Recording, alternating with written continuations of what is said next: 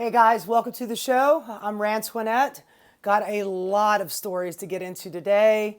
Uh, it, Take a couple days off for the weekend, and oh my God, everything is just popping off. I've got at least a half a dozen stories that I just need to shut the hell up and just get into it. So we've got to start off today with Donald Trump having the dictator Bukele from El Salvador in the Oval Office today. We're making dictators great again, folks. That's what we're doing. We're bringing in all the best people. Bukele is the guy he's the dictator of El Salvador. He also has that gulag, that dungeon. They call it Bukele's dungeon. He's got that gulag where we are sending all of our undesirables to. And when I say undesirables, I mean people that Donald Trump and the right-wing party do not like. It could be for any number of reasons, and it sure as shit ain't about crime. We've already got the reports back is 75 to 90% of the people that have been, they finally found out who those people have been, what those people, what they've done. And 75 to 90% of them have absolutely no criminal record. And the very few that actually do have a criminal record, it's like incidental shit, like shoplifting. So we're sending innocent people to a gulag because they're brown. I mean, honestly, that's what it seems like it is. And Donald Trump has already floated the idea a couple of times about sending Americans to this gulag. Now, I don't know what he means. He goes, some of the worst people, but who are the worst people? I mean, to Donald Trump, I think that Donald Trump means people that say bad things about him. I don't think he really gives a good goddamn why they are saying bad things about him. I don't think he really cares to try to explain it. And here's the thing. The Supreme Court last week, in a 9-0 decision, which is simply unprecedented, told him he has got to send Abrego Garcia home. The White House already admitted that they were wrong about it. It was an attorney that worked for the White House. He said that it was a clerical error and that he should have never been sent. Now, by the way, Donald Trump has since fired that attorney. Of course he did. I mean, fucking of course he did. But we already admitted that it was a mistake to send him.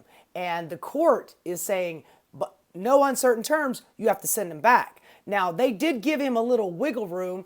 They used legal terminology that the Trump administration needs to facilitate getting him back, which means in court speak, you have to try. And they didn't use the word effectuate, like actually make it happen.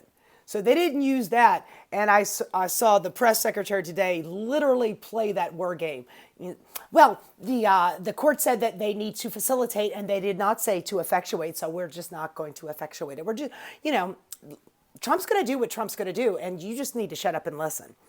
And of course, there's hardly anybody in the press corps that's even going to ask a question because they're all Newsmax and Fox News hosts and One America News Network that just sit there and kiss his ass. So nobody's pressing back on the press secretary. So she gets to say whatever the hell she wants. She's a magnificent, no, she's not a magnificent liar.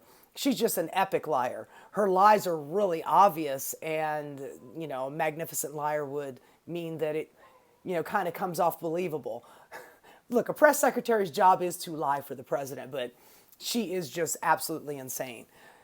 So Bukele is literally in the Oval Office, and I watched a recording of him today where Donald Trump yet again floated the idea of, you guys have got to build a couple more of these prisons because we got a lot of people to send you. And, some of the bad hombres that are Americans, we're going to have to send them too.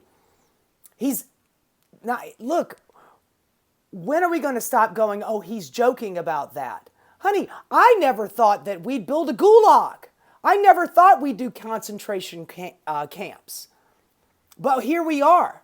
And everybody's always, all of his defenders are always the same way. Oh, he's kidding about that. Oh, he's joking about that. He's joking about Greenland. He's joking about the Panama Canal. No, he's not.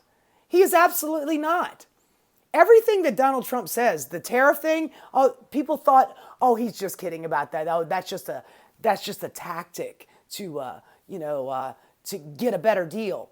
No, he's not joking. He is constantly telling you what he's thinking because he's not a very smart guy. He doesn't have a lot of brain power to be able to stop the verbal diarrhea coming out of his mouth. But here we are. So he has Bukele over, and somebody, I think it was the one CNN reporter that they have in there. She asks, she asked Bukele, are you going to bring him back? Now, which he should have been on the plane with Bukele. Honestly, Bukele shouldn't even be in the White House. He's a fucking dictator. But Donald Trump loves the dictators, man. He always has over the best dictators, you know. He'll bring over the Hungarian president, big old fat fascist, you know. If you're a bad dude in this world, Donald Trump wants to meet you, and he wants to pick your brain for good ideas. So the CNN reporter asked Bukele, "Are you going to bring him back?" And he's like, "I don't know. How can I bring him back? I mean, what do you want me to do? You want me to smuggle him? No, motherfucker. You don't have to smuggle him. Put him on a plane and send him here. He's an American citizen. Well, actually, he's not an American citizen, but he is a legal resident." We talked about Abrego Garcia before. He is a father, I believe, of 2 or 3.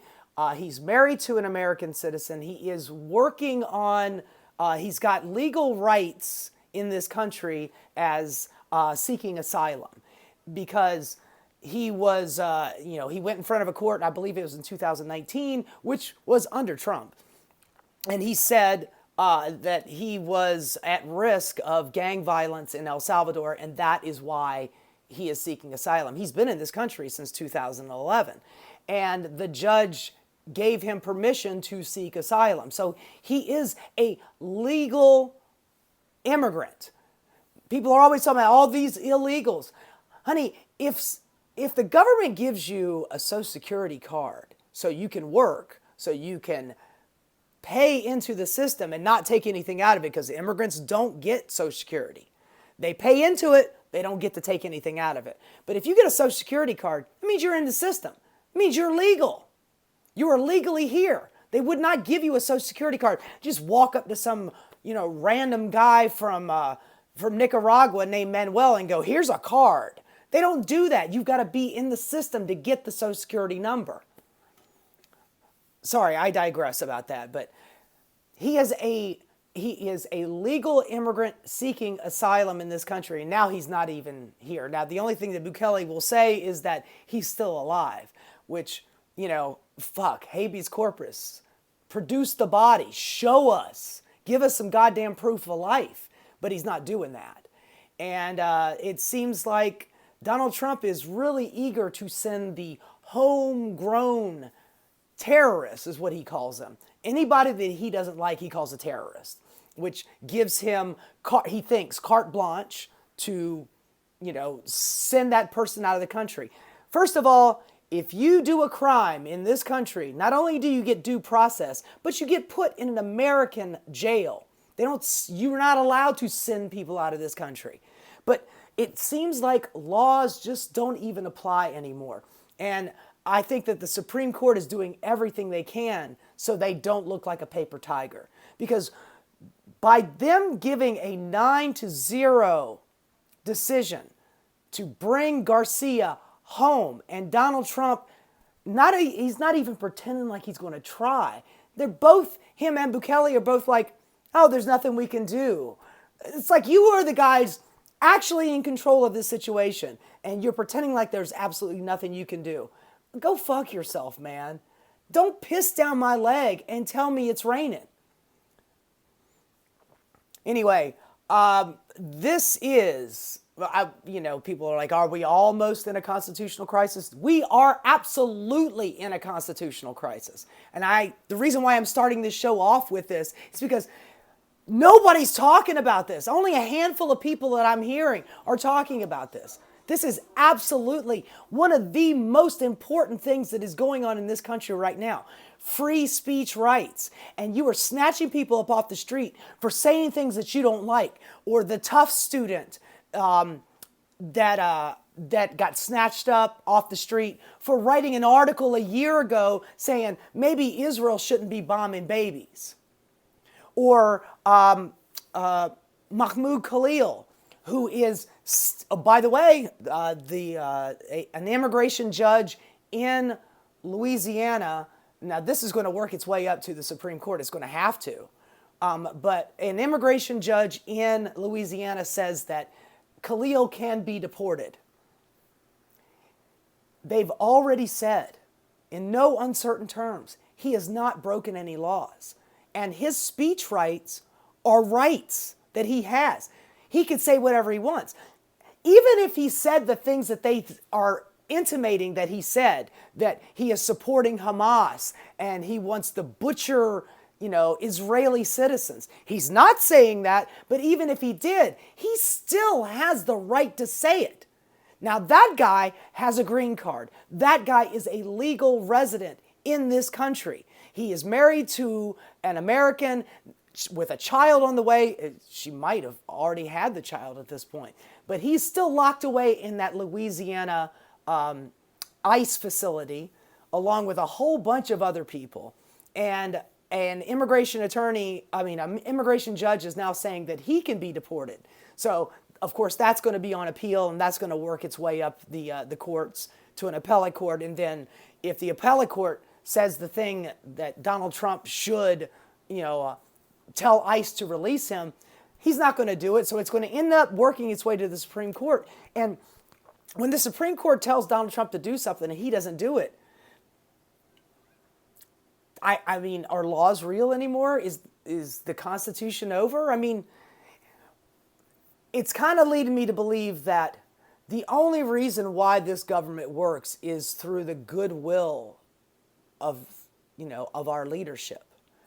If the executive branch does not follow the rules of our Constitution, then we don't have a Constitution.